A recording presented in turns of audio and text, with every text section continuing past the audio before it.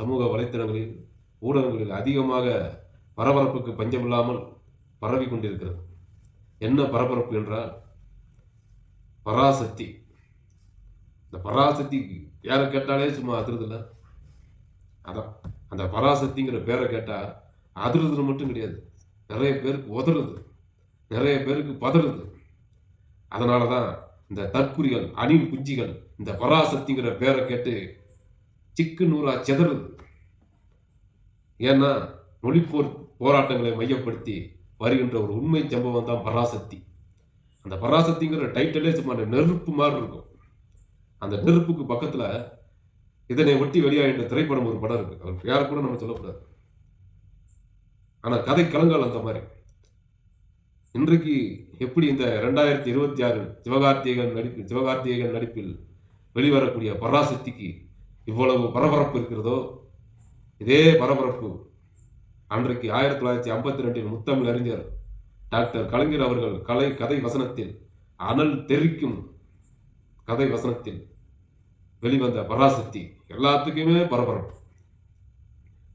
பராசக்தி பேரை கேட்டால் பரபரப்பு, பராசக்தி கதையை கேட்டால் பரபரப்பு, பராசக்தியில் யார் நடிப்பது என்பதை பற்றி பரபரப்பு, பராசக்தி வெளிவருமா என்பதை பற்றிய பரபரப்பு.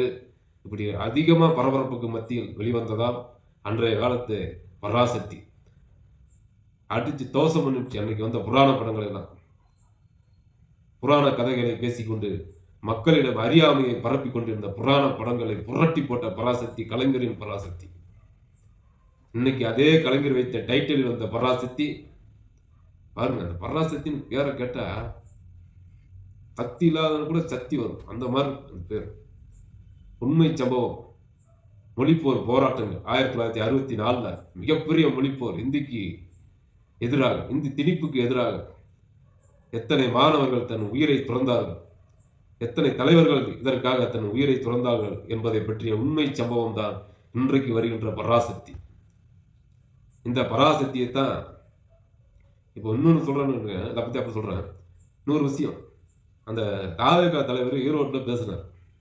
இந்த பராசக்தி இன்னைக்கு வருகின்ற 10ஆம் தேதி வெளிவரதுக்கு காரணம் என்னன்னு பார்த்தீங்கன்னா விஜய் தான். எப்படின்னு கேட்குறீங்களா?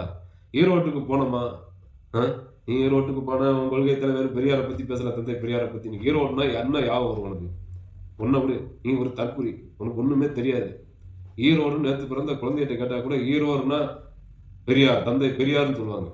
நீ பெரியாரே 3ஆம் பட்சமாக சொல்லி மஞ்சள் மஞ்சள் அங்கே மங்களகரமான மஞ்சள் பாட்டு பாடணும் போய். சரி பாட்டு பாடுங்களா, பாடுலையா, முடிச்சியா, வந்திருக்கலாம்ல. அங்கே போய் தீய சக்தின்னு சொன்னியா, தான் இறக்குடா பராசக்தின்னு இறக்கிட்டான். பதறதா உனக்கு? உதறுதா? உன் அணில் குஞ்சிலாம் கதறுதா? தற்குறியெல்லாம் செதறுதா? தான் இப்போ வந்த தகவல் வரைக்கும் சரணாயகன் ரிலீஸ் ஆகுமா ஆகாதா அப்படிங்கிற ஒரு சந்தேக கண்ணோட்டத்திலே போய்கிட்டு இருக்கு. இந்த பக்கம் பார்த்தீங்கன்னா பராசக்திக்கு புக்கிங் ஆரம்பிச்சிட்டாங்க ஆல்ரெடி. அநேக தேட்டரில் தமிழ்நாட்டில் ஒரு பாதி தேட்டரில் புக்கிங் ஆரம்பிச்சிருச்சு. 10ஆம் தேதிக்கு உண்டான புக்கிங்லாம் ஆரம்பிச்சிருச்சு. இன்னும் இவங்களுக்கு அந்த சென்சார் போர்டு அனுமதியே வரல.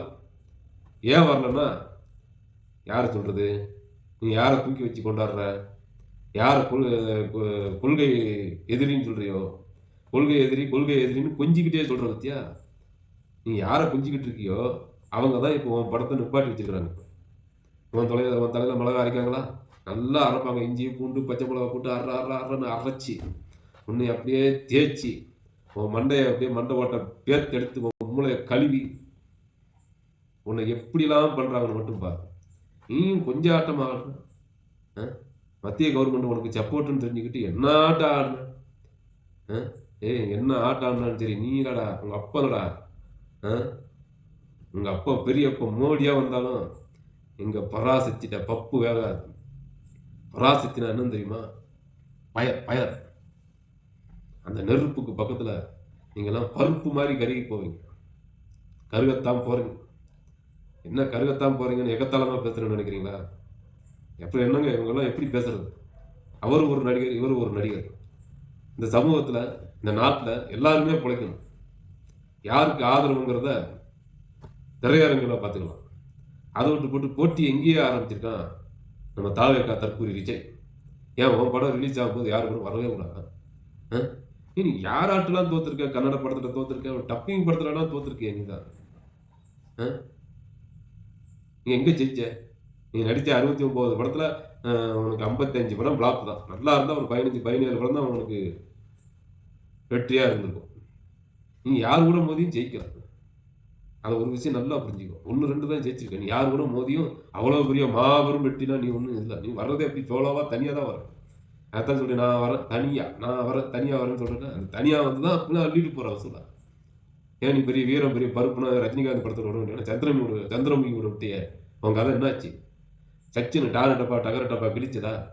விட்டியா? வீரம் கூட விட்டியே சில்லா குல்லா போட்டு மூளையில முடங்கிச்சா? அதான் நீ யாரு கூட ஜெயிச்ச? போய் ரஜினிக்கு பயந்த, அஜித்துக்கு பயந்த ரைட்டு. அவங்கெல்லாம் உனக்கு மேல உள்ளவங்க. சிவகார்த்திகேயன் இப்போதைக்கு வளர்ந்து வர்ற நடிகர். நேற்றுக்கு வந்தவர் தான் அவர்லாம். நல்லா இருந்தா 25 படம் நடிச்சிருக்காரா? சின்ன பையன் சிவகார்த்திகேயன். அவருக்கு போய் பயப்படுற நீங்க. நீங்களாம் ஒரு கட்சி தலைவர். உனக்கு தளபதிங்கிறது பட்டவ செட்டாவே. தளபதினா கெத்தா இருக்கும். யாரு? எங்க தலைவர் மாதிரி. நீ தளபதி கிடையாது. தமிழ்நாட்டுக்கே தலைவலி. சரியா? அதனால ஜெயிக்க போறது எங்க பராசக்தி தான். நீ தான் தீய சக்தி. தீய சக்தின்னு எங்களை சொன்ன பத்தியா? அதுக்கு தான் எங்க தலைவர் இறங்கியிருக்காரு பராசக்தி. அதுதான் தைப்பொங்கலுக்கு மெகா வெற்றியை தரும்.